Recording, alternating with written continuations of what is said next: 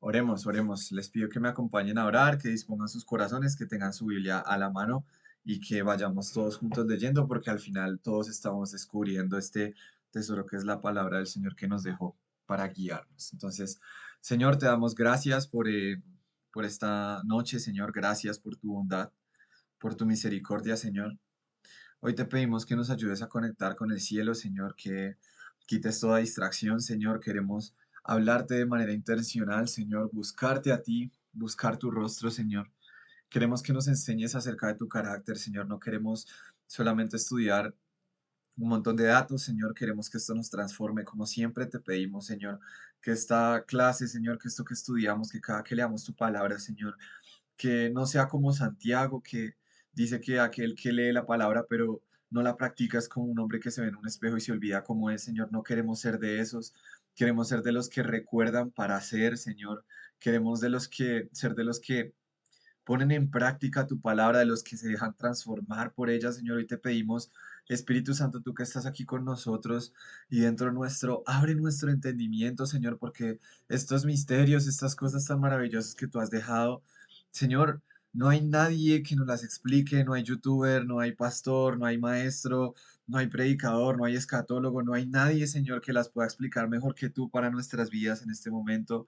Usa, Señor, a los maestros de tu cuerpo, Señor, para nutrir a la iglesia con estas cosas. Usa, Señor, a los pastores de tu cuerpo, a los profetas, Señor, a los apóstoles para cimentar bien este fundamento, Señor, a los evangelistas para que hablen acerca de que tú vuelves, Señor. Usa todo tu cuerpo, Señor, pero que sea tu espíritu, Señor. Aún, Señor, si tú no vas a hablar a través de mí o a través de algunos, Señor, haz que eso se nos olvide. Queremos es escucharte a ti.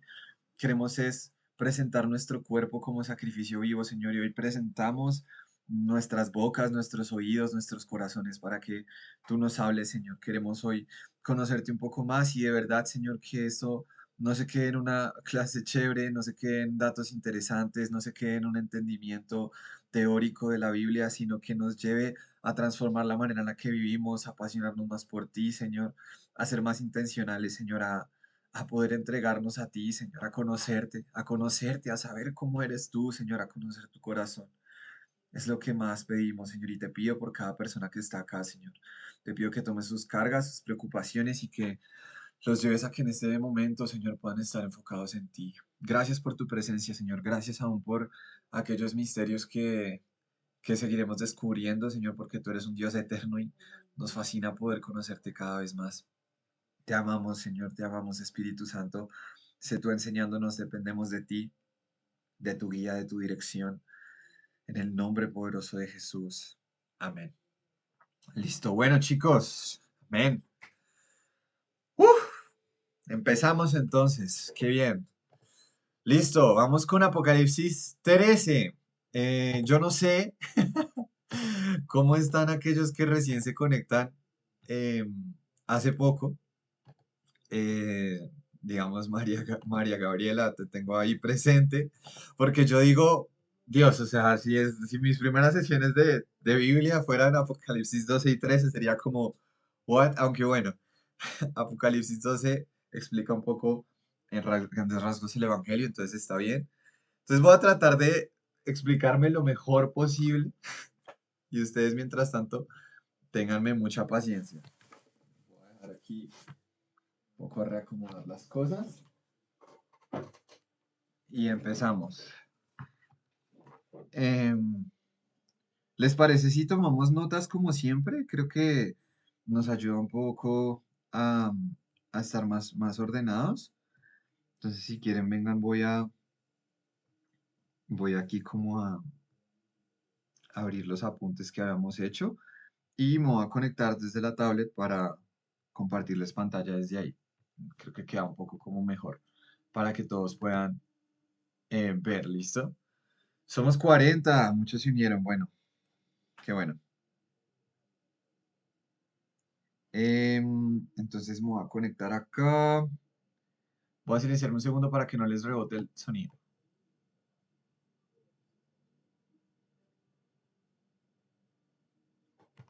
Listo.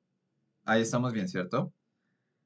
Bueno, compartamos desde aquí. compartir. Listo, mis chicos. Estamos.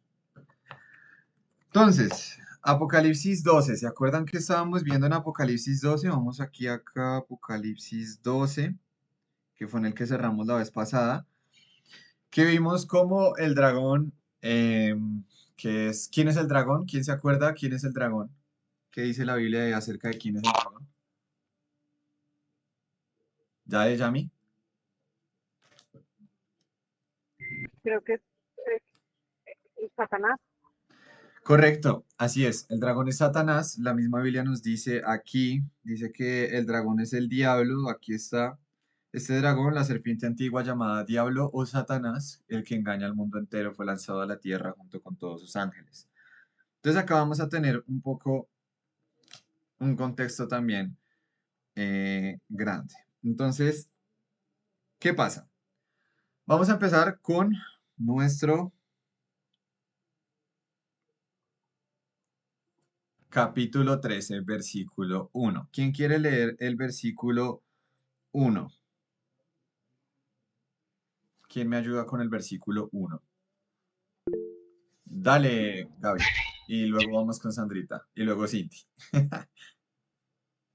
Ok, dice, después vi a una bestia que subía del mar. Tenía 7 cabezas y 10 cuernos, y una corona en cada cuerno. Y escrito en cada cabeza había nombres que blasfemaban a Dios. Listo, gracias. Entonces, un repaso breve, que esto ya se los había explicado de manera más extensa la vez pasada, que tenía 7 cabezas, que son las que nosotros vemos, que esas 7 cabezas simbolizan 7 imperios históricos, y vimos que en la Biblia los 7 aparecen, ¿no? Primero Egipto en Éxodo, como sometió al pueblo de Dios, Siria en Segunda de Reyes, Babilonia en Jeremías, Ezequiel y Daniel, los medos persas en el libro de Esther, Esdras y Nehemías, Grecia, que fue una profecía en Daniel, es el tiempo previo al Nuevo Testamento, de ahí no hay como un texto bíblico canonizado, solo apócrifos, deuterocanónicos, perdón.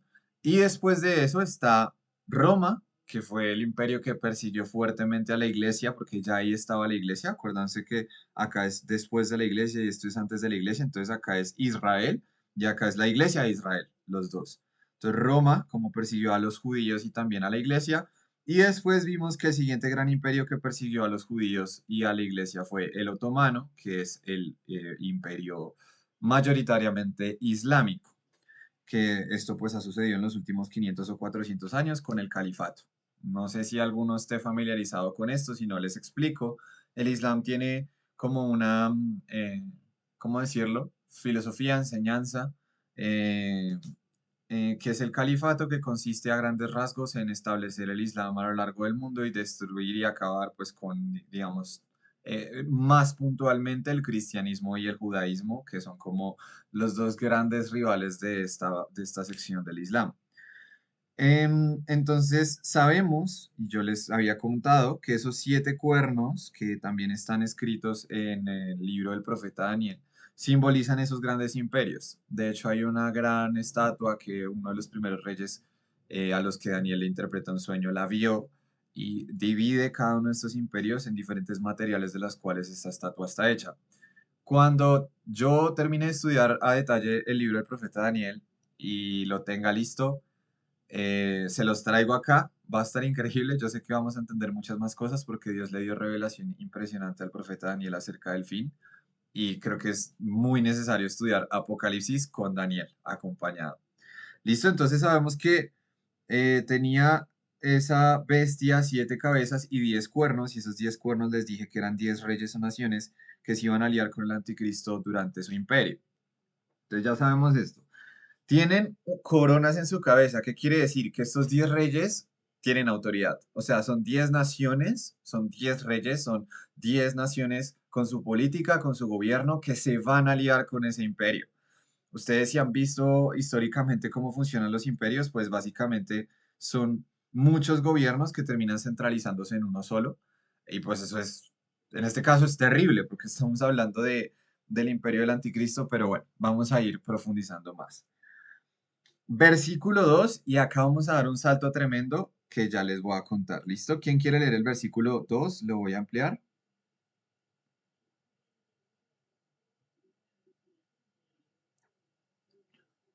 Vamos con Sandrita, dijimos, ¿no? Y luego Cinti. Dani, estamos todavía ya en el 13, ¿correcto? Ajá, 13, versículo 2. Vale, dice la palabra de Dios, versículo 2. Y la bestia que vi era semejante a un leopardo, y sus pies como de oso, y su boca como boca de león. Y el dragón le dio su poder y su trono y grande autoridad. Tremendo. Entonces, ¿qué es esto que vamos a explicar acá? ¿Quién es la bestia? Ya sabemos quién es el dragón. Voy a escribirlo acá. Satanás. Listo, entonces La vamos a bestia, anotarlo. El dragón. Entonces, dragón, la Biblia nos dice Satanás. La bestia es alguien a quien el dragón le entrega autoridad. ¿Quién creen ustedes que es la bestia? El anticristo, dice Alex. Muy bien. Y Cristo. Listo. Entonces ya tenemos estas dos partes. El primero es el dragón, que tiene autoridad, tiene un trono, tiene poder. ¿Se acuerdan que nosotros acá vimos que en el segundo cielo Satanás tiene poder y están sus demonios?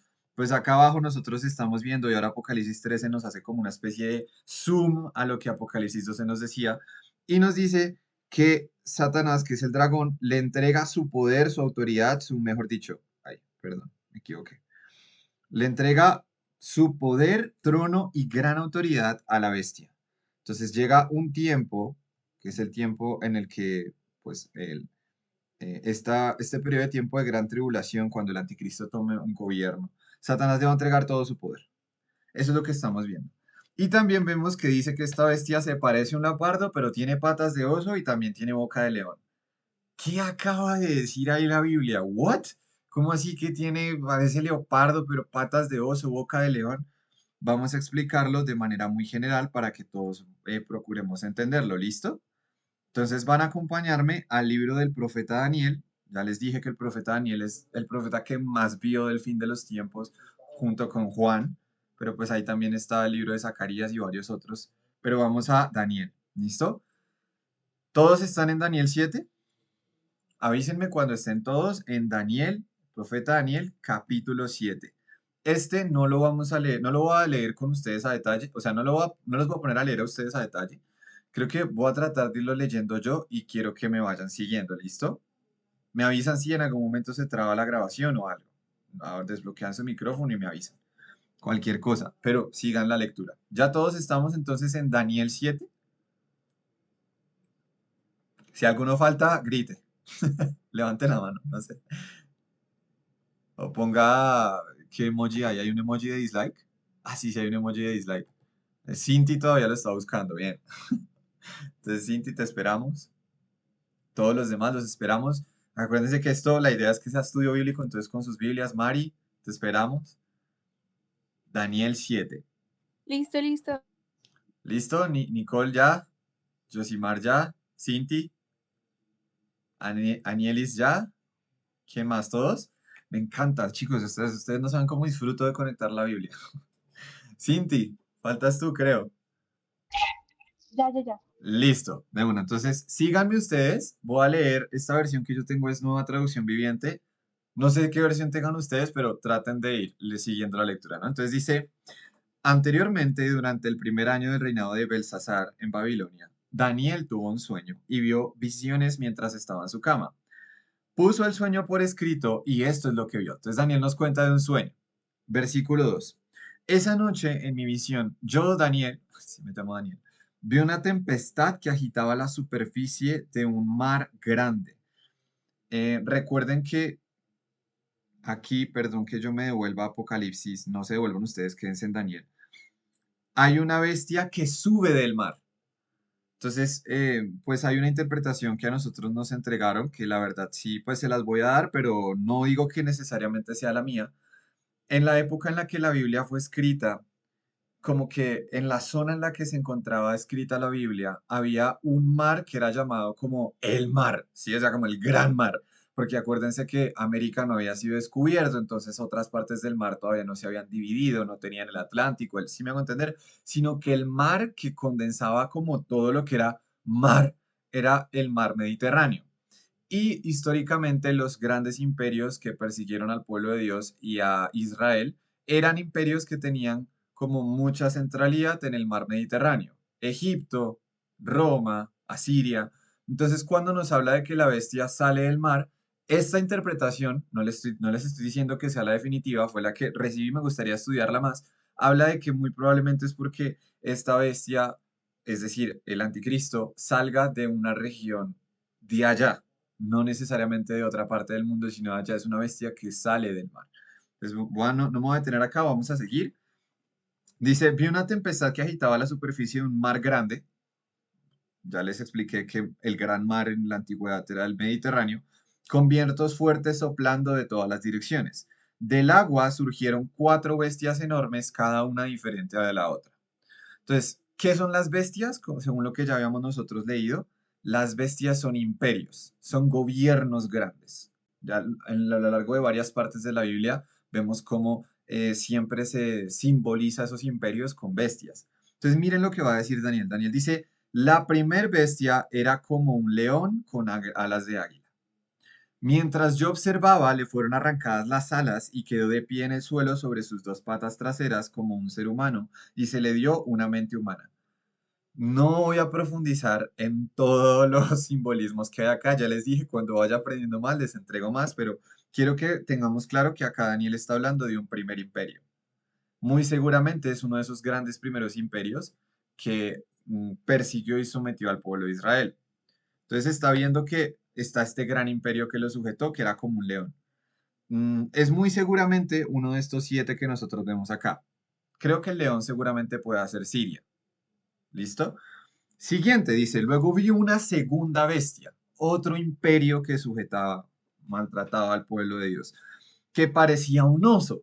Se levantó sobre uno de sus costados y llevaba 3 costillas entre los dientes y oía una voz que le decía, levántate, devora la carne de mucha gente. Segunda bestia, ¿no? Entonces vemos 2 bestias acá. La primera era como un león, la segunda se parecía a un oso. Después apareció la tercera de estas extrañas bestias, aterradora, espantosa y muy fuerte. Devoraba y aplastaba a sus víctimas con enormes dientes de hierro y pisoteaba los restos bajo sus pies. Era diferente a las demás bestias y tenía 10 cuernos. Mientras yo miraba los cuernos, surgió de pronto otro cuerno pequeño entre ellos. 3 de los primeros cuernos fueron arrancados de raíz para darle lugar al nuevo. Este cuerno pequeño tenía ojos que parecían humanos y una boca que presumía con arrogancia. No se me compliquen acá. Vamos a desmenuzarlo un poquito. Entonces esa vez sale una cuarta bestia. Vemos que ya van 3. La primera es como un león. La segunda es como un oso. La tercera es como un leopardo, dice, después apareció una tercera de las bestias extrañas, se pareció a un leopardo, tenía 4 alas de ave sobre la espalda y 4 cabezas. A esta bestia se le dio gran autoridad. Perdón, creo que me salté ese versículo. Pero bueno, vamos 3 bestias, espero que no se me pierdan ahí. Vamos 3, ¿no? León, oso y leopardo. Bien, vamos ahí. Me encantará y estaré fascinado cuando pueda entender todos los simbolismos de estos imperios y qué quiere decir cada cosa. Por ahí medio me imagino algunas de las cosas que pueden simbolizar, pero no vamos a profundizar en eso ahorita. Entonces dice que luego vi una cuarta, y esa cuarta era aterradora, espantosa, muy fuerte, devoraba y aplastaba a sus víctimas con enormes dientes de hierro y pisoteaba los restos bajo sus pies, y era diferente, y tenía 10 cuernos.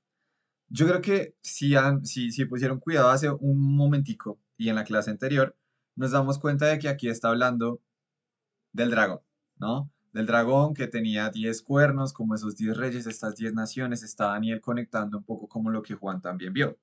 Y dice que vio un cuerno pequeño que surgió dentro de 3 cuernos. ¿Qué son los cuernos?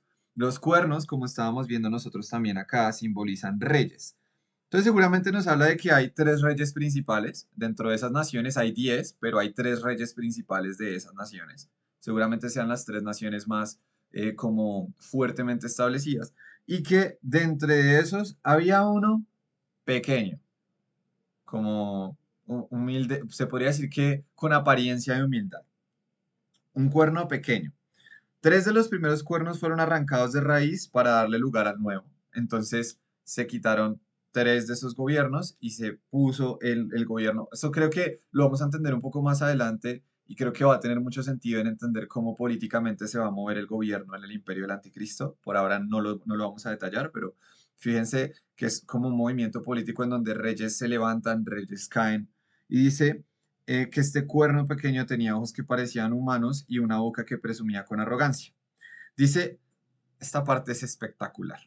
Dice, observé mientras colocaba, claro, unificación de gobierno seguramente en Medio Oriente. Acuérdense que una de las profecías grandes acerca del anticristo y de lo que va a pasar antes de que Jesús regrese es que en el mundo van a hablar de paz y seguridad. ¿Por qué ahorita ese tratado que está como trabajando Estados Unidos, mucha gente le pone atención?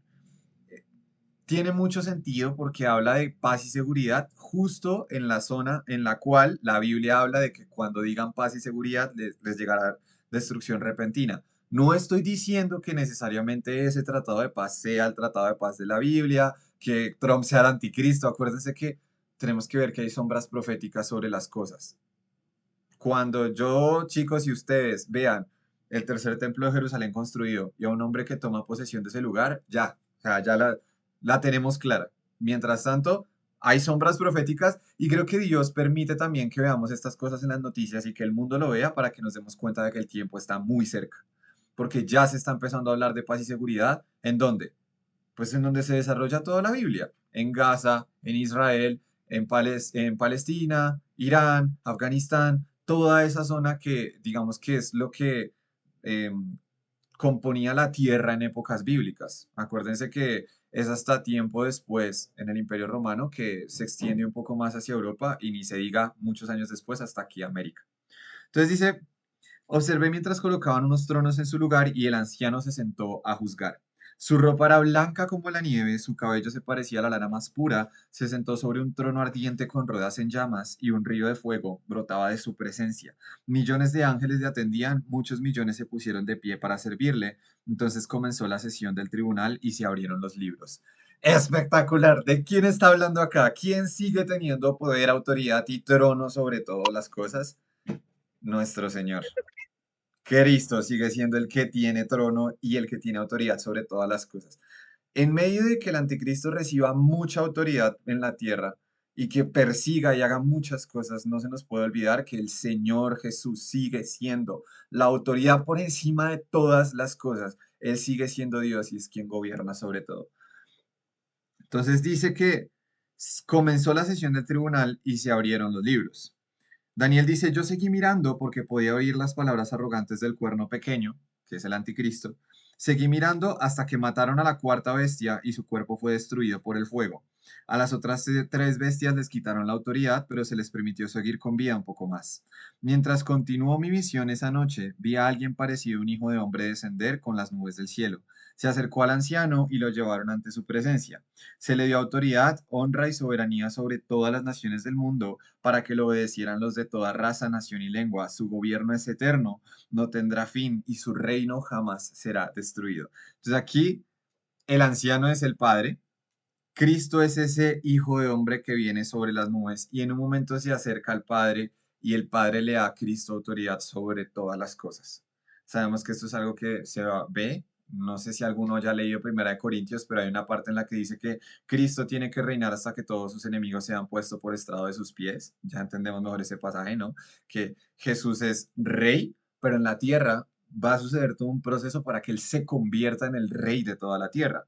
Entonces, Dios es rey de toda la creación, pero aquí físicamente no lo tenemos todavía gobernando. Pues, la evidencia de eso es que todavía hay pecado y destrucción en el mundo, pero llegará un día en el que eso pase. Entonces, explicación de la visión. Dice, yo Daniel quedé muy angustiado por todo lo que había visto y las visiones me aterrorizaron. Versículo 16 dice, así que me acerqué a uno de los que están de pie junto al trono y le pregunté lo que significaba todo eso. Entonces me lo explicó así. Estas cuatro bestias representan a cuatro reinos que surgirán de la tierra. ¿Ya ven por qué les digo que me encanta que la Biblia se explica a sí misma? Sí, entonces no es como que yo les diga, no, las cuatro bestias son... Es porque la Biblia lo dice. La Biblia dice, son reinos. Ya está, o sea, la palabra de Dios está todo, no tenemos que ir a teorías súper locas.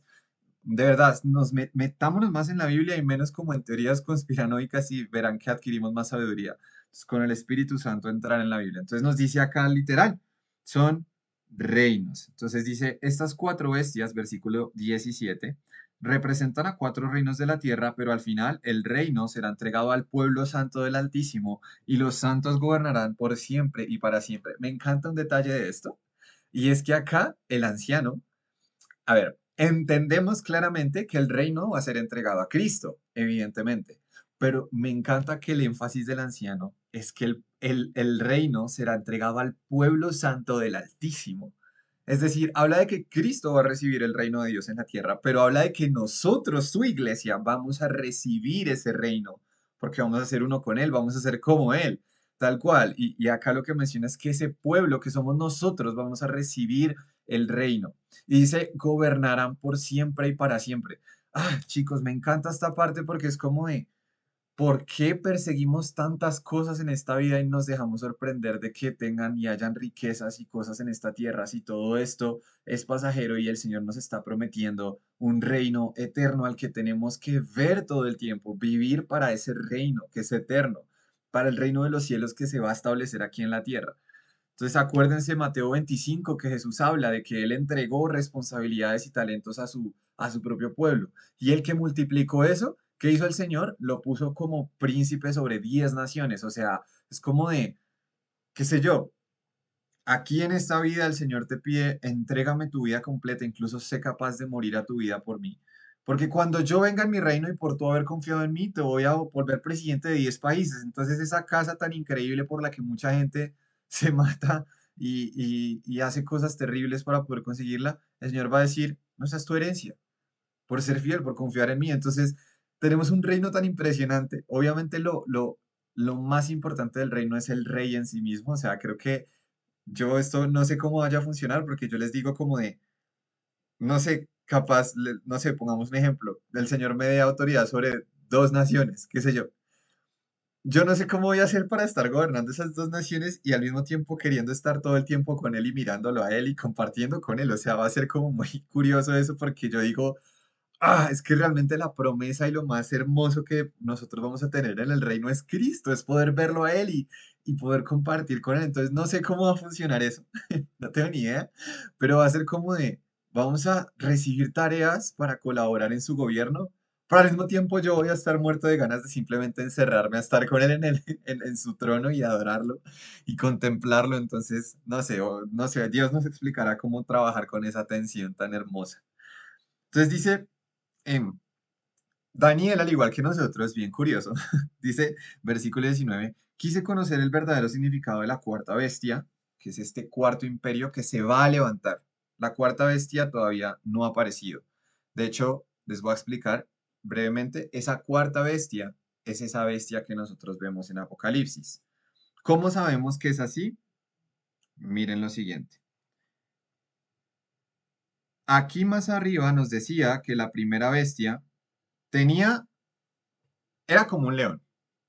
También era como un leopardo y también era como un oso. Entonces nosotros acá tenemos que la primera bestia era como un león, la segunda bestia era como un oso y la tercera bestia era como un leopardo.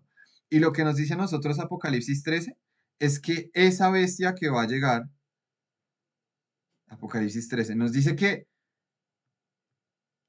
parece un leopardo, o sea, se parece al imperio anterior, pero tiene cositas del imperio anterior a ese y tiene boca como del primer imperio de esos.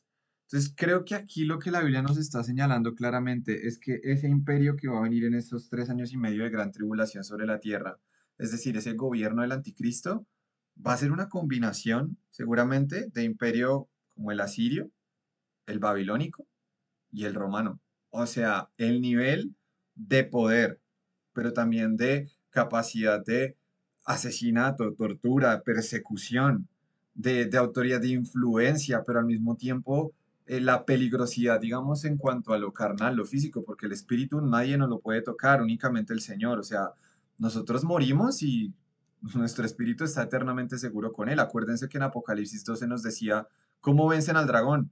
no amando a sus vidas hasta incluso llegar a padecer la muerte. Pero ese imperio que viene va a tener cosas de los anteriores, va a ser como una combinación de los anteriores. O sea, cuando Jesús dice que vendrá un periodo de gran tribulación como nunca lo había antes y nunca jamás lo habrá, es porque en serio va a ser un nivel de persecución demasiado fuerte. ¿Cómo vamos a pasar por eso? Miren, chicos, nadie, o sea, nadie es capaz de prepararse para eso. Vamos a tener que depender del Espíritu Santo a un nivel excesivamente alto. Es lo que yo estoy convencido, seguro. ¿Se acuerdan de lo que Iván nos compartía del espíritu de gloria? Miren, si no es por el espíritu de gloria, nadie va a ser capaz de tolerar ese nivel de persecución. De hecho, incluso Jesús dice, acuérdense que en Mateo 24 Jesús va a decir, si los días no fueran acortados, nadie sobreviviría. O sea, el mismo Jesús está diciendo el nivel de destrucción que se viene sobre la tierra y en contra del pueblo de Dios, porque viene Satanás con toda su fuerza y sabiendo que le queda poco tiempo, que fue lo que leímos en el capítulo anterior, va a ser una cosa aterradora. Pero si nosotros sabemos entender, Cristo vino acá a esta tierra y pudo padecer la cruz, pudo padecer que acabaran con su cuerpo, entendiendo lo que dice Hebreos 12, que para los que de pronto todavía no están familiarizados, Hebreos 12 dice que Jesús tuvo en poco la cruz, menospreció la cruz, porque vio lo que tenía por delante. Es uno de los versículos que a mí más me encanta y me toca el corazón de la Biblia, como pensar que en ese momento tan duro para él, Jesús todo el tiempo estaba pensando, es un momento, es un momento. Va a ser un día, son 2 días de tortura máxima y los voy a salvar a todos y los voy a traer a mí y los voy a amar por siempre y va a haber solución para la tierra. Entonces habla acerca de, miren acá lo que dice, debido al gozo que le esperaba, Jesús soportó la cruz sin importarle la vergüenza que ésta representaba y ahora está sentado en el lugar de honor junto al trono de Dios.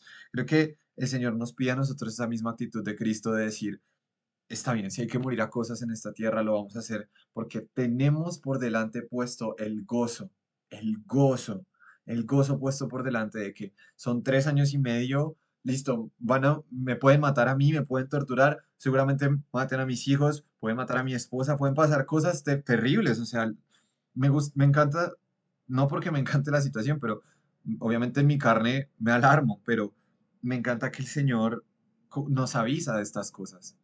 Y lo que dice es, confíen, confíen en Dios y confíen también en mí. Dice Jesús que si a él lo persiguieron, ningún discípulo, ningún alumno es mayor que su maestro. Entonces, si al maestro le hacen algo al discípulo, también se lo van a hacer. Entonces, seguir a Cristo, y acá es donde se vuelve un poco importante y cobra mucho sentido y conectamos con lo que vieron los primeros cristianos, porque esto no es algo nuevo. De hecho, ni siquiera es algo que no esté pasando ahora, es algo que no está pasando aquí en Occidente, pero en Oriente ya está pasando, que muchos están muriendo por causa de Cristo y en África también, en Nigeria, como matan a tantos cristianos diario y eso sí no se ven noticias como otras partes del mundo. Hay mucho énfasis en el tema de, y no estoy diciendo que no esté mal, quiero aclarar, pero hay mucho énfasis en el tema de genocidio en Gaza, sí, pero lo que está pasando con los cristianos en Nigeria, eso es un genocidio también. La cantidad, la estadística tan tremenda de cuántos cristianos han matado en Nigeria en los últimos años es terrible y el mundo no le hace eco a eso. Y no nos debería extrañar porque pues, en parte se están cumpliendo estas profecías. De hecho, más adelante vamos a ver que incluso el mundo entero va a llegar a decir, sí, nosotros estamos con el anticristo, nos parece el mejor gobernante, acaben con, o sea, es más, opongámonos a que Cristo vuelva, o sea, no queremos, no queremos al Cordero. De hecho, no sé si se acuerdan Apocalipsis 6 que el mundo va a decir que ven al Cordero y se esconden, dicen, no, escóndanos de aquel que está sentado en el trono y del Cordero porque no queremos tener que ver con él. Entonces, bueno, está todo este panorama, perdón que me desvíe un montón, pero aquí entonces nos empieza a hablar un poco más fuertemente de este tema de que vamos a ser altamente perseguidos y el Espíritu Santo es quien nos va a nosotros a ayudar a permanecer. Ya al final contesto las preguntas que vayan dejando. Dice, entonces quise conocer el verdadero significado de la cuarta bestia, versículo 19 de Daniel 7, que era tan diferente a las demás y tan espantosa. Había devorado y aplastado a sus víctimas con dientes de hierro y garras de bronce y pisoteaba los restos bajo sus pies. O sea, es un odio tan personal. Quiero decirte una cosa, hijo de Dios que me estás escuchando. Satanás te aborrece. Satanás te odia con todo lo que existe dentro de su ser. Porque tú eres una muestra, lo voy a decir así, es bien fuerte, tú eres una muestra de la misericordia de Dios y de que Dios entrega algo que Satanás quiso robar. No sé si ustedes están familiarizados con entender que Satanás fue expulsado del reino por querer ocupar el trono de Dios. Y no sé si recuerdan que en Apocalipsis 3 Jesús dice, todo aquel que salga vencedor se sentará en mi trono conmigo, como yo me senté en el trono de mi Padre. O sea, básicamente, yo no sé por qué el Señor hizo esto, pero Dios escogió a los seres humanos y los creó y quiere manifestar en ellos tanto su gloria que nosotros vamos a conseguir lo que Satanás siempre quiso y él lo quiso hacer a su manera y nosotros lo recibimos como herencia por confiar en el Señor. Que todo siempre en la Biblia se trata de confianza, de una relación de plena confianza, seguridad y conexión con el Padre. Entonces, Satanás te odia con todo su ser y sí es muy personal para él. Entonces, pensamientos de suicidio, pensamientos en contra tuya, pensamientos, o sea, eso no es de gratis, no es como de, no, o sea, mira, el enemigo quiere destruirte y lo va a hacer a la costa de lo que quiera. Si te tiene que traer a ti los reinos de este mundo, como lo hizo con Jesús, que ya no tiene autoridad sobre eso, pero si te puede traer a ti lo que tú más deseas a costa de alejarte de Cristo y hacer que te pierdas eternamente, él va a hacer o sea, él va a hacer todo lo que esté en su capacidad para intentarlo. Es por eso que nosotros le vencemos negándonos, o sea, como rechazando esa carne de la que él se quiere aprovechar. Pero Satanás nos aborrece y este imperio va a ser como una manifestación ya física de ese aborrecimiento que él nos tiene. Y dice, también pregunté acerca de los 10 cuernos que había en la cabeza de la cuarta bestia y por el cuerno pequeño que surgió después y destruyó a 3 de los otros cuernos. Este cuerno parecía más grande que los demás y tenía ojos humanos y una boca que presumía con arrogancia. Mientras miraba, ese cuerno hacía guerra contra el pueblo santo de Dios y lo vencía. Vamos a ver que esto ahorita Apocalipsis 3 se lo va a volver a decir. Dios es Señor sobre todas las cosas, pero por esos 3 años y medio se le va a dar autorización al anticristo de que acabe con el pueblo de Dios de manera física. Y acá el Señor nos lo está diciendo. Ese cuerno hace guerra contra el pueblo santo de Dios y lo vence. Y en este momento en el que Daniel escribió esto, el pueblo santo de Dios era solo Israel. Ahora en estos tiempos es tanto Israel como la iglesia. ¿Y qué quiere decir que nos diga que los va a vencer? Pues que nos va a matar. Sí, o sea, no les voy a ocultar las cosas que en la Biblia están, chicos. Por seguir a Cristo, muchos van a morir, muchos ya están muriendo. Por eso estamos hablando de eso.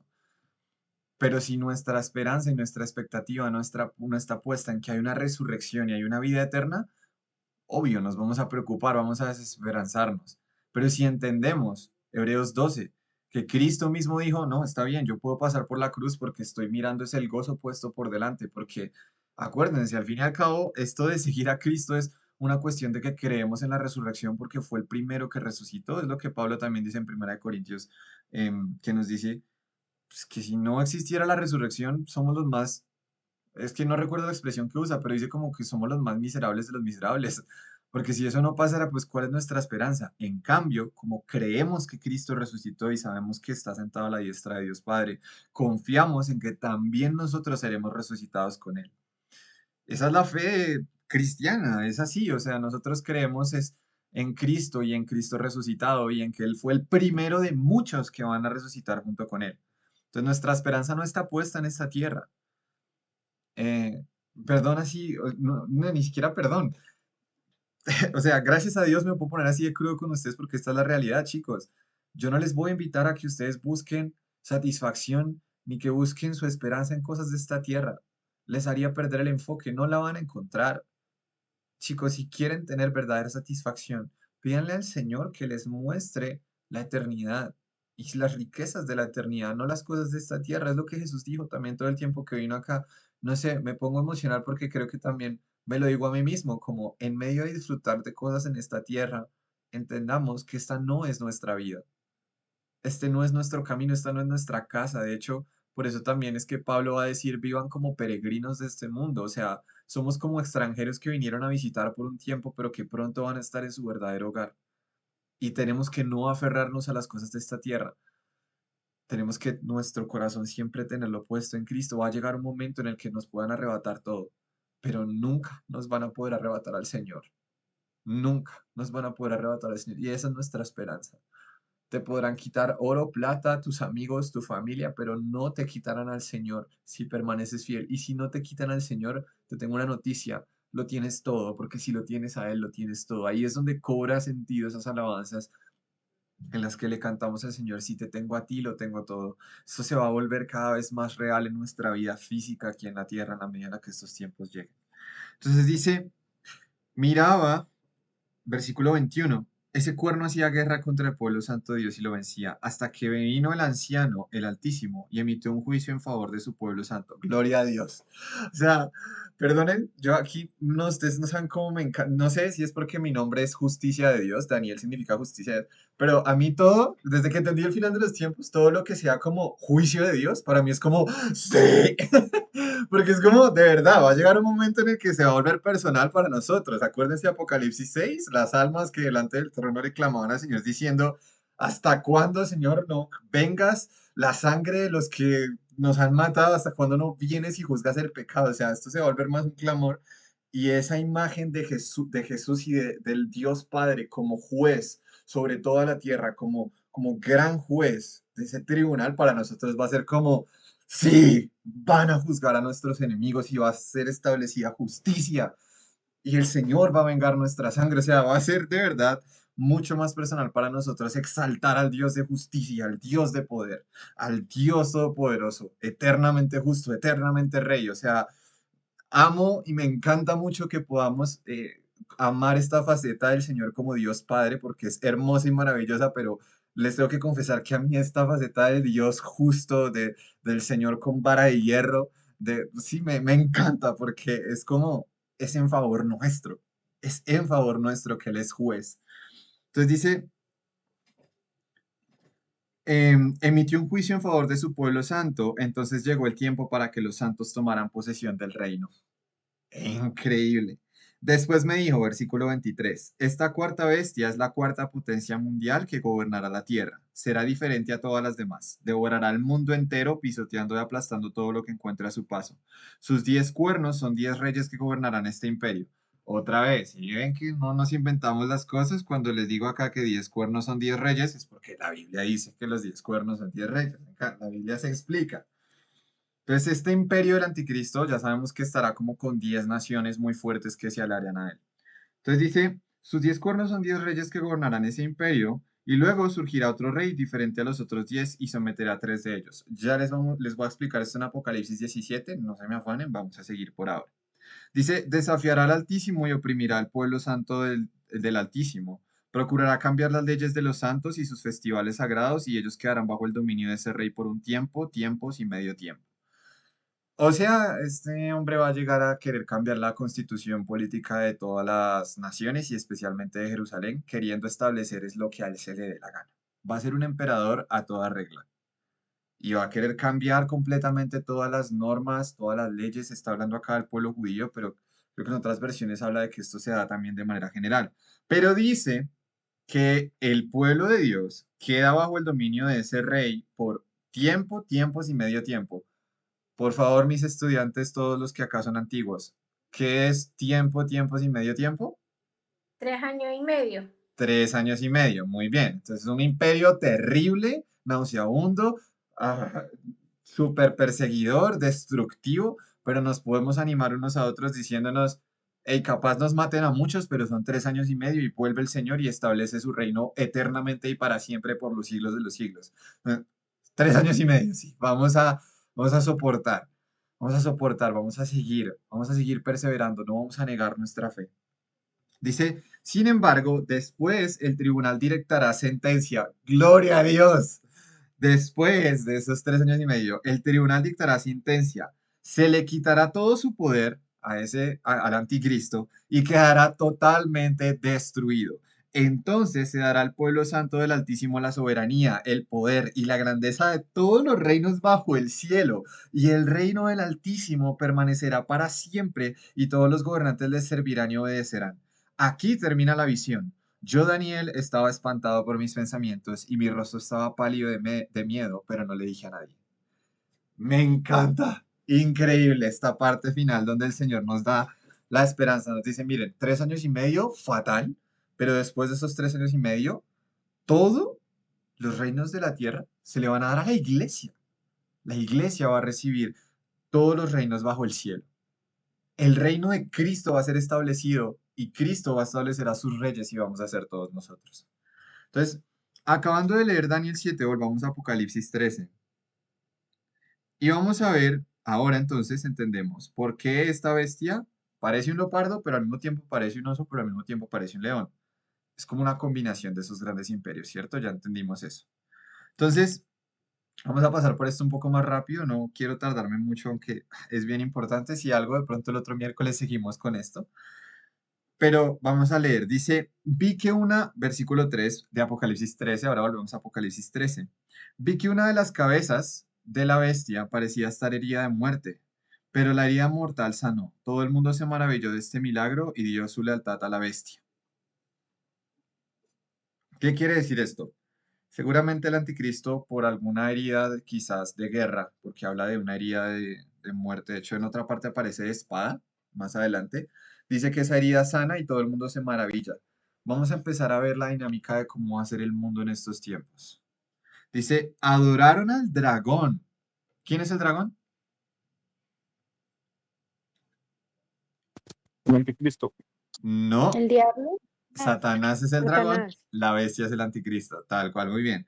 Entonces dice que adoraron al dragón por haberle dado semejante poder a la bestia y también adoraron a la bestia. ¿Quién es tan grande como la bestia?, exclamaban. ¿Quién puede luchar contra ella? Miren la condición del mundo en este momento.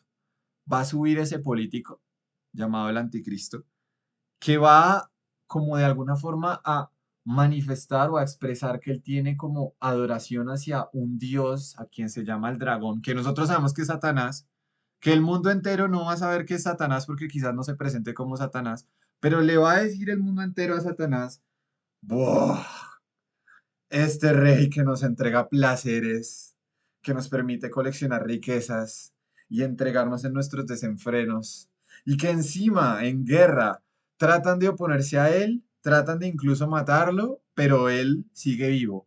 ¿Quién es como el anticristo? Es que es increíble. Y el mundo entero va a decir, ¡wow! Este es el gobernante increíble que estábamos esperando. Trae igualdad social y nos da a nosotros libertad de hacer lo que queramos. El mundo entero va a exclamar, ¿quién es tan grande como la bestia? ¿Quién puede luchar contra ellos? O sea, una adoración a esta persona del anticristo. Entonces, ¿qué nivel de influencia va a tener que todo el mundo va a decir, pues que como este no hay nadie?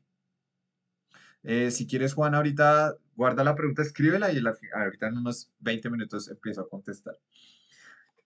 Entonces, vamos a seguir. Dice, a la bestia se le permitió decir grandes blasfemias contra Dios y se le dio autoridad para hacer todo lo que quisiera durante 42 meses. ¿Qué son 42 meses? 3 años y medio. Ujú. Entonces la Biblia nos sigue hablando de que esos 3 años y medio va a tener un gobierno terrible. Abrió la boca con terribles blasfemias contra Dios, maldiciendo su nombre y su habitación, es decir, los que habitan en el cielo. Además, se le permitió a la bestia hacer guerra contra el pueblo santo de Dios y conquistarlo. Otra vez, ahora en Apocalipsis, antes en Daniel, ahora en Apocalipsis nos dice, en ese periodo de tiempo, el anticristo va a gobernar política, económica y religiosamente y los va a perseguir y los va a matar. Los va a vencer. O sea, va a herirlos, va a matarlos a muchos. Y se le dio autoridad para gobernar sobre todo pueblo, tribu, lengua y nación. Fíjense la autoridad que durante esos 3 años y medio el anticristo va a tener sobre la tierra. O sea, va a ser una cosa de verdad muy seria, muy seria. Y va a tener la autoridad y el poder para acabar con la iglesia.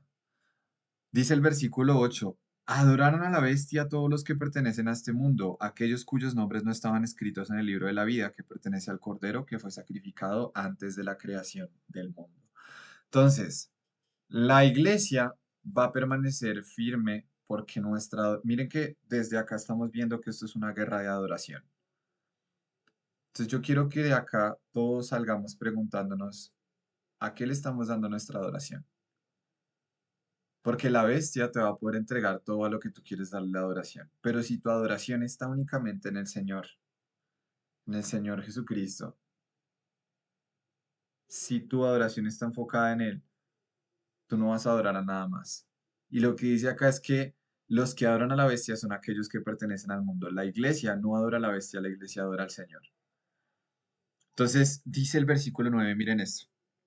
El que tenga oídos para oír, que escuche y entienda. Cuando la Biblia dice esto, es como de, pon cuidado. Pon cuidado y medita. Siempre que Jesús decía, todo el que tenga oídos para oír, es como de, el que me quiera entender, por favor, entiéndame a lo que me estoy refiriendo y me voy a referir. Y miren lo que dice. Todo el que esté destinado a la cárcel será llevado. Todo el que esté destinado a morir a espada, morirá a filo de espada. Esto significa que el pueblo de Dios tiene que soportar la persecución con paciencia y permanecer fiel. Hay otra versión que a mí me gusta mucho que se las quiero poner, la NBLA, porque la NBLA dice, si alguien es destinado a la cautividad va. Si alguien ha de morir a espada ha de morir. Aquí está la perseverancia y la fe de los santos. Nosotros somos salvos por dos cosas, chicos. Primero, Jesús dice, todo aquel que permanece hasta el fin será salvo. Y lo segundo, por la fe. Básicamente somos salvos por la fe, pero esa fe tiene que perseverar y durar hasta el final. Entonces, Jesús desde acá nos está diciendo, ¿quieren que su fe y su perseverancia sea aprobada? Entiendan esto. Cuando les toque ir a la cárcel, vayan sabiendo que yo sigo siendo rey sobre todas las cosas. Que yo le he determinado que ustedes no están solos y que incluso si allá los dejan, yo voy a estar allá con ustedes. Vayan sabiendo que si los matan a espada, van a morir a espada, pero su fe tiene que estar puesta en que van a resucitar conmigo, no en las cosas de esta tierra. Pero es que Jesús dice cosas tan fuertes como, pues que son reales. Dice, todo aquel que quiera ser mi discípulo, que tome su cruz y me siga. Entonces, claro, o sea, a veces lo tenemos muy romantizado, sí, pero tomar nuestra cruz no es levantarnos a las 6 de la mañana a leer la Biblia, eso no es una cruz. Aquí se va a poner real cuando Jesús dice, todo aquel que quiera ser mi discípulo, tome su cruz y sígame. Él dice, si alguien ha de morir a espada, pues va a morir a espada, pero lo que me encanta de esto es que el Señor está diciendo, mira, incluso si te llevan y te quieren perseguir a muerte, yo ya sé que eso va a pasar y yo sigo teniendo el gobierno sobre todo. Yo voy a dejar. Entonces, que te pase esa espada por el cuerpo, pero en eso voy a darte incluso la fortaleza para que tu fe esté puesta en la eternidad. No sé por qué estoy recordando esto, bueno, les voy a contar una historia. Oscar en este momento está grabando un documental sobre el avivamiento que hubo en Bolivia en el 72. Va a ser algo de verdad impresionantemente increíble, Dios lo ha permitido. Y algo que grabábamos era la vida de Julio César Ruibal, el hombre que Dios utilizó para traer este tremendo avivamiento en Bolivia en el 72. Fue un mover impresionante, impresionante. O sea, ya cuando vean el documental lo verán y será algo increíble cuando salga. Si no, mientras tanto, si pueden ir conociendo algo del tema, es impresionante. Los que estén en Colombia, en Bogotá, tenemos el libro de uno de los testigos, los hemos visto, han venido a visitarnos a la iglesia local, fue algo impresionante. Pues este hombre, Julio César Ruibal, era un hombre que Dios usó para evangelizar toda Latinoamérica desde el 72 hasta el 95, sobre todo en Colombia y en Bolivia. Y él estuvo mucho tiempo acá en Colombia porque acá, pues, bueno, conoció a su esposa, se casó y demás.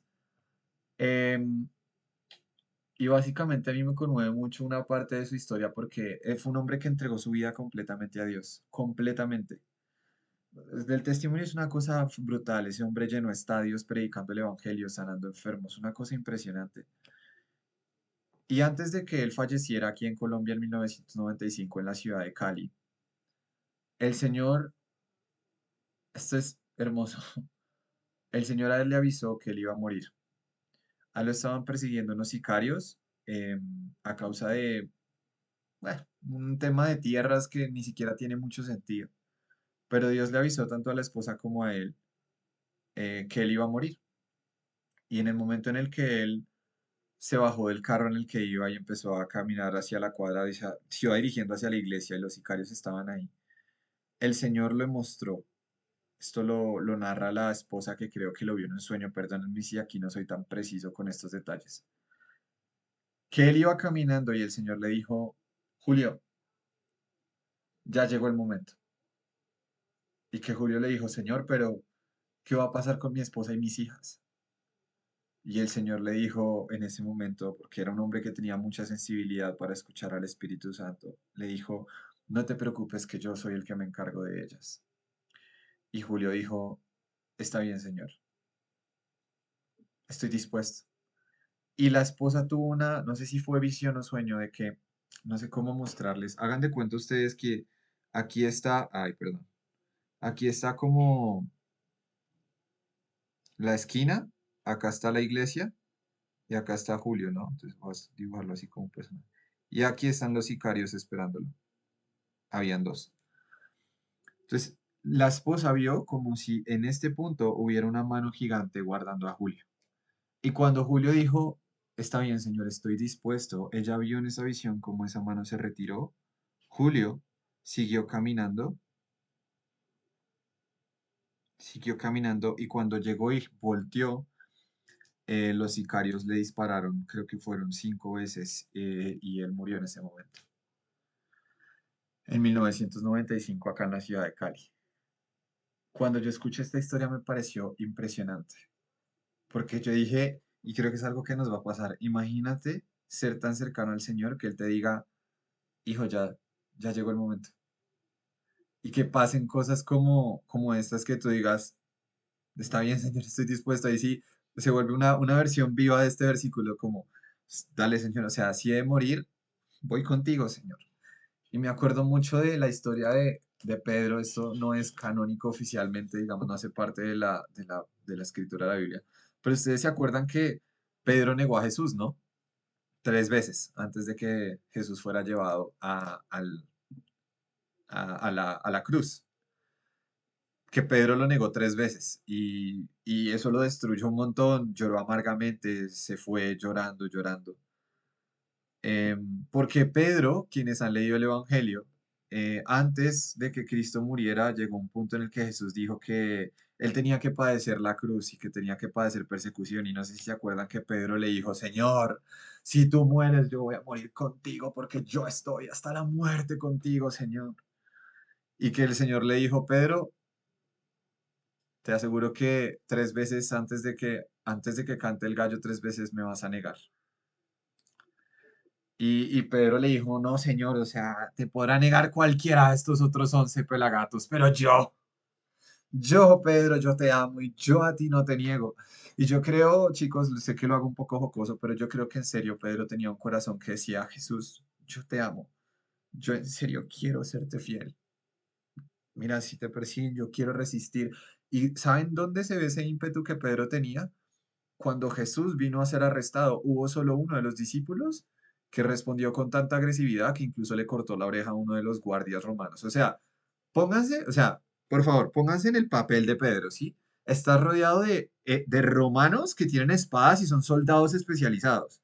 Sí, no cualquier cobarde tiene el atrevimiento de agarrar la espada y con el ímpetu ir y cortar la oreja a uno de esos siervos. Es decir, Pedro tenía mucho ímpetu. Pero creo que a través de todo esto Jesús le quería enseñar a Pedro de que no se trata de nuestra fuerza, no se trata de nuestro poder, no se trata de nuestra capacidad, sino se trata de su espíritu. Él es quien va a hacer que nosotros permanezcamos. Esto me toca fuertemente las fibras de mi corazón porque, al igual que Pedro, siento que muchas veces, no sé quién se identificará conmigo, pero nosotros a veces somos de, Señor, yo te amo y yo te quiero entregar mi vida. Y es como, yo no dudo de la honestidad de esas palabras, pero creo que a través de la historia de Pedro el Señor nos enseña cómo no se trata de tu capacidad, se trata de que confíes en que yo soy quien te capacito para hacer las cosas. Después de todo esto, Pedro termina negando a Jesús y él termina muy mal. Al final, cuando Cristo resucita, bueno, no, ese no fue el final, pero cuando Cristo resucita lo restaura y le dice que apaciente a sus corderos. Y pues sucede algo. Al cabo de todos esos años, al final de la vida de Pedro, hay una historia que lo que les digo, no sé, creo que no es canónica, pero la tengo en mi corazón, de Pedro escapando de una de las ciudades donde él estaba predicando el Evangelio cuando ya era mayor. Creo que es un escrito antiguo, en el que él, saliendo de esa ciudad, se encuentra con Cristo.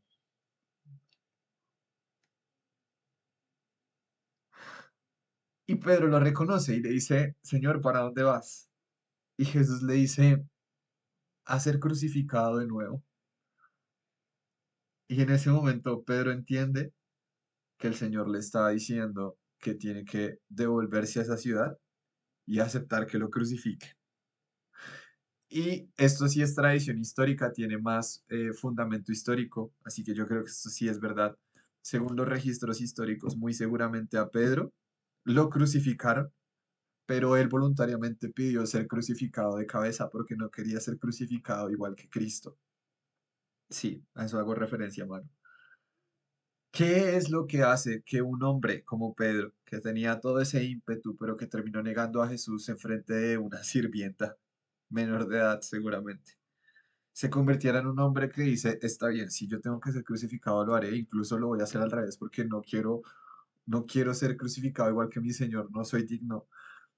Es solamente el Espíritu Santo dentro de él dándole esa capacidad. Y creo que para ese tiempo, para ese momento, Pedro sabía reconocer más claramente que no era su ímpetu, no era su poder, era simplemente estar rendido al Espíritu Santo. Y así como Pedro, creo que el Espíritu Santo es quien nos dará a nosotros la capacidad de soportar todo lo que debemos de soportar. Y lo que debemos hacer es depender de Él. Y me encanta que Cristo, no sé si es canon, pero tengo mis razones para pensar como que algo así pudiera haber dicho Jesús, porque algo que he descubierto es, nosotros somos el cuerpo de Cristo, ¿cierto? Es decir, que cada vez que uno de nosotros, sus hijos, sufre persecución, Jesús lo sigue sintiendo en su cuerpo, porque su cuerpo somos nosotros. O sea, desde el momento en el que Cristo ascendió al cielo hasta este momento, Él no ha parado de sufrir por su novia. Entonces, cuando nosotros sufrimos, Jesús no está lejos. Jesús está sufriendo con nosotros también, porque somos su cuerpo. Y me encanta poder entenderlo de esta manera tan cercana como entiende, querido hermano que me escucha, que tus sufrimientos no son solo tuyos, sino que Cristo también los sufre. Pero no estoy hablando, y quiero ser muy claro en esto, no quizás como de sufrimientos acuérdense lo que dice Primera de Pedro, creo que es como, si alguno de ustedes sufre como consecuencia de su pecado, pues no hay ningún tipo de mérito en eso, o sea, como, sí, o sea, si yo me robo algo y me meten a la cárcel por habérmelo robado, pues obviamente no estoy sufriendo por causa de Cristo, estoy sufriendo por desobediente, pero si nosotros sufrimos por causa de Cristo, tenemos la certeza de que Él está ahí, no solamente acompañándonos, sino también sufriendo con nosotros. Y creo que eso es un motivante muy grande, ver al hombre que más me ama, que de quien yo no era digno, una vez más, estar dispuesto a sufrir conmigo. O sea, no hay ningún otro Dios en ninguna otra religión ni en ningún lado, ningún otro Dios como Cristo. No hay ningún Dios que quiera ser tan cercano a su creación que hasta incluso se vuelva vulnerable al sufrimiento de su creación.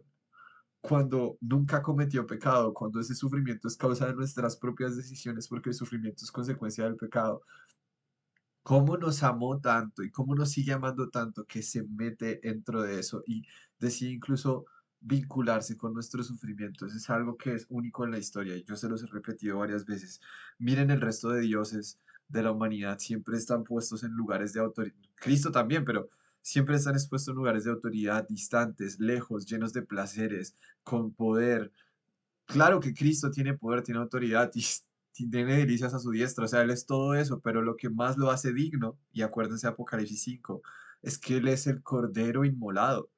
O sea, no hay ninguno como el Cordero inmolado. O sea, ¿quién más que Dios con todo ese poder se dispone a ser un Cordero inmolado por amor a su creación? No hay nadie. O sea, de verdad, cuando estemos delante de Él, y digamos, tú eres digno, no entendemos ahorita como el nivel de profundidad que van a tener esas palabras para nosotros cuando lo veamos y veamos sus cicatrices y va a ser como, hey, no, o sea, él es digno, o sea, no, es que no sé ni cómo más describirlo, pero creo que ustedes me entienden a lo que voy. Entonces, ya ni sé de dónde quedé, perdónenme. Nos fuimos un poco por este lado, pero creo que es muy bueno ir entendiendo cómo es que nosotros vamos a padecer persecución y cómo soportarla. Quedamos, creo, en el versículo 8 que dice, adorarán a la bestia todos los que moran en la tierra, ¿no? Ah, bueno, versículo 10 que dice que a lo que estemos destinados, a eso iremos. Del versículo 11 al 18, que son solamente 7 versículos, habla acerca del falso profeta.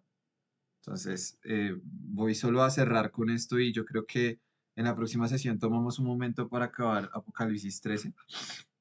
Pero vemos al dragón, vemos a la bestia Y acá el versículo 12 nos dice que vi otra bestia. Entonces aquí hay dragón, bestia y otra bestia. Que de hecho, ya me van a entender más adelante, a esta otra bestia, solo aquí se le llama otra bestia, en los capítulos adelante lo van a llamar el falso profeta. Falso profeta. ¿Listo? Entonces, Satanás de siempre, de toda la vida, ha sido un mal imitador de las cosas que Dios hace y de quien Dios es. Siempre lo que Satanás no es creativo, Satanás busca es distorsionar lo que Dios es. Sí, él no se inventa nada nuevo, simplemente destruye lo que es del Señor. Ustedes, no sé si ya se están dando cuenta, pero básicamente esto es una imagen muy similar al carácter de Dios, pero opuesto, básicamente. Tenemos una otra bestia que sube de la tierra, dice que tiene dos cuernos semejantes a los de un cordero, pero habla como dragón. Ya vamos a explicar qué quiere decir eso en la próxima sesión. Pero dice que ejerce toda la autoridad de la primera bestia en su presencia. Entonces, este de aquí, que es esta otra bestia, ejerce la autoridad de esta en presencia de esta. Perdón, sí, esta ejerce la autoridad de esta. El falso profeta ejerce la autoridad de la bestia en presencia de la bestia. No me voy a enredar. Cuya herida mortal fue sanada. Hace grandes señales, de tal manera que hace descender fuego del cielo a la tierra en presencia de los hombres, engaña a los que moran en la tierra a causa de las señales que se le concedió hacer en presencia de la bestia, diciéndole a los moradores de la tierra que hagan una imagen de la bestia que tenía la herida de espada y que ha vuelto a vivir. Voy a resumirles estos versículos rápidamente en algo para que me entiendan a dónde voy. Esto, que es el falso profeta, a lo que se encarga es de hacer señales y prodigios que exalten a la bestia, que es el anticristo, que a su vez el anticristo es la imagen del dragón, que es Satanás. ¿Ya se están dando cuenta que se parece? Es como si el falso profeta fuera una imagen falsa del Espíritu Santo. El anticristo, pues, es una imagen falsa de Cristo. Y Satanás es una imagen falsa del Padre. Entonces Satanás imita hasta estas cosas, pero las hace mal, sí, o sea, es como, no es completo, pero busca imitar a Dios. Entonces está el falso profeta, que es una falsificación horrible del Espíritu Santo, nada que ver. El anticristo, que es el suplantador de Cristo, y está Satanás, que siempre quiso tomar el lugar del Señor. Entonces es como una especie de Trinidad, pero de Satanás, sí, o sea, horrible. Está tratando de imitar al Señor, pero nadie hay como él realmente. Entonces, está este falso profeta que más adelante veremos más, que lo que hace es venir a la tierra y dedicarse a hacer señales y prodigios, incluso hacer descender fuego del cielo y decir, no, no, pero hagan una imagen de la bestia, miren a la bestia, miren al anticristo, miren ese gobernante, es que es increíble, no sé cómo se va a ver esto, si como otro gobernante o no sabemos puntualmente, pero sabemos que va a hacer que todo el mundo observe a la bestia y diga, no, es que miren el anticristo, o sea, miren ese nivel de poder, las señales que hace, todas estas cosas, la autoridad que tiene sobre las naciones de la tierra, mírenlo, es impresionante. Y reclama para el anticristo adoración. Entonces es loco, ¿no? El anticristo ni siquiera reclama adoración necesariamente para él, tiene al falso profeta que haga ese trabajo, para confundir a las naciones, exacto. Entonces voy a explicar eso más adelante. Voy a pasar rápidamente por esto. Dice, se le concedió dar aliento a la imagen de la bestia. Incluso miren que la imagen de la bestia, o sea, Cristo dicen que es la imagen del Dios invisible, el anticristo es básicamente la imagen de Satanás. Trata de imitar, es un imitador. Satanás no se inventa nada nuevo, es un imitador. Y dice que hace que a todos, pequeños, grandes, ricos y pobres, libres y esclavos, se les dé una marca en la mano derecha o en la frente para que nadie pueda comprar ni vender, sino el que tenga la marca de la bestia, la cual es el nombre de la bestia o el número de su nombre. Aquí hay sabiduría. ¿Qué quiere decir? Cuando la Biblia dice aquí hay sabiduría, se refiere a, por favor, no empiecen a interpretar esto a la loca. ¿Y qué es lo que primero nosotros hacemos? Interpretar esto a la loca. Sí, pero lo primero que la Biblia dice con respecto a esto del 666 es, aquí hay sabiduría. O sea, como, por favor, sean sobrios y sabios para interpretar esto. Y, o sea, de verdad, yo creo que no es casualidad que el Espíritu Santo nos escriba la Biblia con estos detalles. O sea, es como desde ya diciéndonos, hey, sí, tengan cuidado, interpreten esto bien, sean sabios. ¿Y qué hacemos? Lo contrario. Pero bueno, entonces, quiero que entiendan algo de manera preliminar que sí quiero compartirles de una vez, y es que todo esto de la marca de la bestia es algo que está colocado en el contexto de adoración hacia la bestia. Entonces, es decir, de hecho, miren, dice que da muerte a todos los que no adoran la imagen de la bestia. Entonces, está colocada la imagen de la bestia a lo largo de todas las naciones y todo el mundo tiene que brindarle adoración. Y los que no le den adoración, los mandan a matar. Y adivinen quiénes son esos. Nosotros.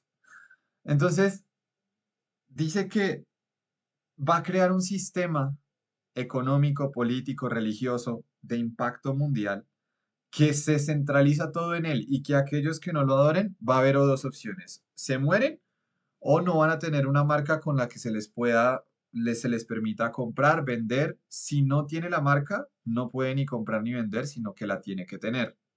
Entonces voy a de una vez desmitificarles algo que los va a ayudar muchísimo.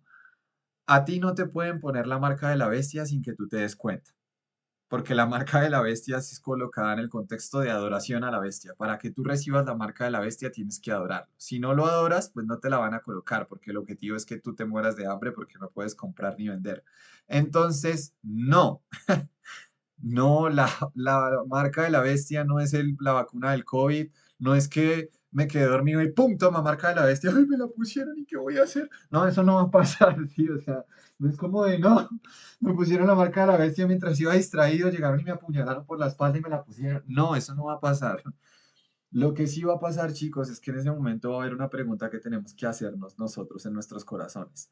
¿Qué queremos? ¿Esa marca y seguir viviendo para las cosas de esta vida y poder comprar y vender? ¿O decidimos morir a todas las cosas de esta vida, que nunca nos pongan esta marca y entender que nuestra vida eterna es la que importa? Porque todo este capítulo yo te lo puedo resumir así, en esta pregunta: ¿dónde está tu adoración?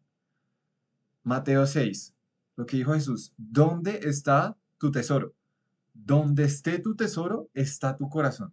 Si tu tesoro, si tu adoración, si por lo que te desvives, si tu mirada está puesta en las cosas de la tierra, cuando llegue el punto en el que tú no puedas comprar ni vender, adivina qué tipo de adoración vas a escoger. Entonces, desde ahora, disfrutemos de las cosas que tenemos. Claro, no les estoy diciendo que no, pero ¿en dónde está colocado nuestro corazón? ¿En las riquezas? ¿En las cosas de esta vida? ¿O está colocado en Cristo y su reino?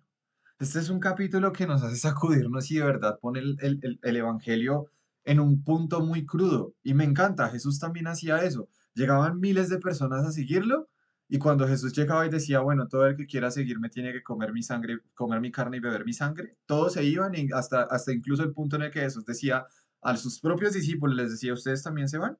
¿Y qué responde Pedro? Señor, ¿a dónde más iremos si solamente tú tienes palabras de vida? Entonces, vemos claramente que llega un punto en el que nuestra decisión por el Evangelio se tiene que volver real.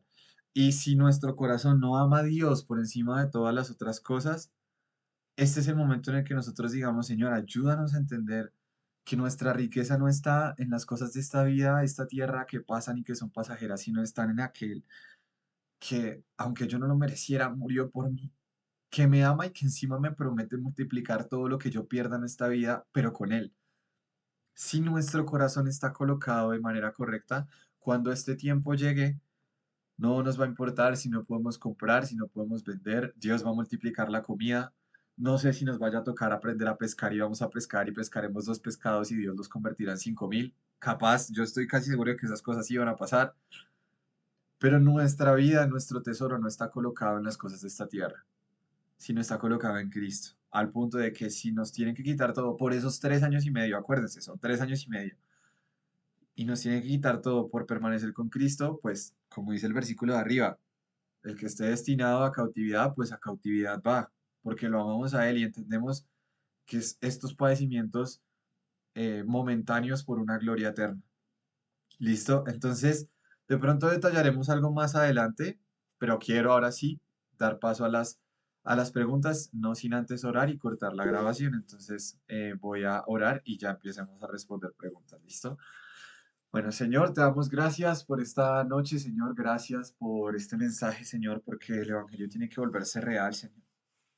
Señor, yo te quiero pedir por cada persona que está acá, Señor. Yo los entiendo, Señor. Yo sé, Señor, que estamos rodeados de un montón de cosas, Señor. Que todo el tiempo tientan nuestros corazones, Señor. Que hay cosas, Señor, que nuestra carne desea, Señor. Yo te pido que a mí y a mis hermanos, Señor, tú nos muestres las incalculables y valiosas riquezas de conocerte, Señor. Señor, que pongas nuestros ojos en la eternidad y en ti, Cristo, que podamos recibir una revelación de, como dice tu palabra, Señor, de la perla de gran precio, que como pasó en esas parábolas, Señor, nosotros digamos, vendo todos mis terrenos, solamente quiero esa perla, que podamos decir, vendo todos mis bienes porque encontré el gran tesoro escondido, que así sea tu presencia y el reino de los cielos para nosotros, Señor. Que tú nos hagas crecer y perseverar en amarte más a ti, Señor, en amarte a ti, Señor, y que todo ídolo, todo amor ajeno, toda otra cosa que quiera tomar nuestro corazón sea quitada, Señor, y que tú ocupes siempre el lugar central de nuestro corazón, Señor. Que tú seas el centro de absolutamente todo, que tú seas nuestro todo, Señor, que te amemos más a ti, que todas esas palabras donde tú dices que quien quiera ser tu discípulo tiene que aborrecer padre, madre, hermanos, hermanas, hijos e hijas, esposos, esposas, que si comparamos nuestro amor por ti, Señor, comparado con lo que amamos cualquier otra cosa, no sea nada, Señor, hoy queremos que tú nos enamores, por favor, cautívanos, Jesús, Espíritu Santo, muéstranos a Cristo y ayúdanos a recibir ese amor, Señor, que podamos responder amándote en la medida en la que recibimos revelación de cuánto nos amas, Señor. Yo te pido que cada hermano aquí, Señor, pueda entender de manera más profunda tu amor y pueda responder con ese mismo amor por tu espíritu. Porque no se trata de nosotros, de nuestra capacidad de amarte, de nuestra capacidad de seguirte, sino se trata de lo que tú hiciste, de que tú haces la obra en nosotros, Señor, que tú eres fiel y justo, que tú terminarás lo que empezaste, Señor, que aquel que empezó esa buena obra en nosotros la llevará a feliz término hasta el día de Cristo, hasta el día de Cristo. Señor, yo te pido por cada hermano acá, Señor, abrázalo, muéstrale una faceta diferente de tu gloria, de quién tú eres y ayúdanos a poner los ojos en ti, Jesús, siempre. Te pido que podamos siempre estar rodeados de ti, Señor, y amándote a ti, que tú seas siempre lo primero, Señor. Gracias por amarnos, gracias por todo lo que nos darás. Te pedimos que desde ya, Señor, tú guíes nuestros corazones hacia tu persona, Señor, hacia tus ojos. En el nombre poderoso de Jesús, te doy gracias por cada persona que está acá. Que hoy pueda depositar su confianza, sus preocupaciones, sus tristezas en ti, Señor, y pueda verte a ti, Señor. Pueda verte a ti en medio de todo eso. No queremos idolatrar esas cosas, sino solamente a ti, Señor. Yo te pido por toda carga que sea quitada en el nombre de Jesús, por toda pesadez en el corazón, por toda culpabilidad, Señor. Porque nuevamente te recuerdo, hermano, tengo esto en mi corazón decírtelo. Recuerda, no es por fuerza, no es por poder, no es por tu ímpetu, no es por tu capacidad, es por el Espíritu. Simplemente dile al Espíritu Santo, revélame más a Cristo, revélame más a Cristo. Señor, revélanos más a Cristo. En el nombre poderoso de Jesús te hemos orado. Amén y amén.